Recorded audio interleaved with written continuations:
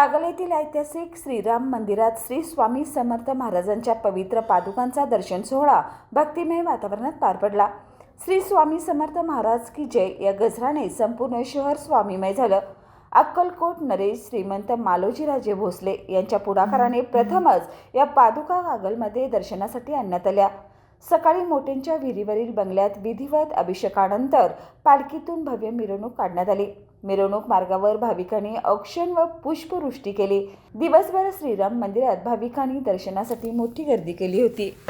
आज कागलमध्ये राम मंदिरात 17 डिसेंबर रोजी मालोजीराजे अक्कलकोट यांनी श्री स्वामी समर्थांचे पादुका घेऊन आलेले आहेत आणि त्याच्यासाठी ह्या पादुकांचं दर्शन घ्यायला खूप मोठ्यांनी कागलवासियांनी इथं जमा झालेलो आहे आम्ही सगळी, आणि आपण सगळ्यांनी या पादुकांचं दर्शन घ्यावे, सगळ्यांनी लाभ घ्यावे।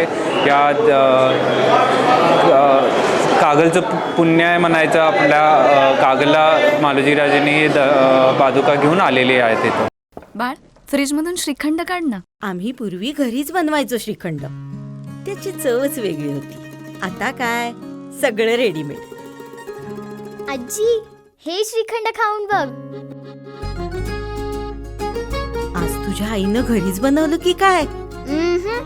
हे आहे गोकुळचं श्रीखंड, अगदी जिभेवर रेंगाळणार। जिभेवरच नाही तर मनावरही रेंगाळणार। गोकुळ श्रीखंड, मनावर रेंगाळणार।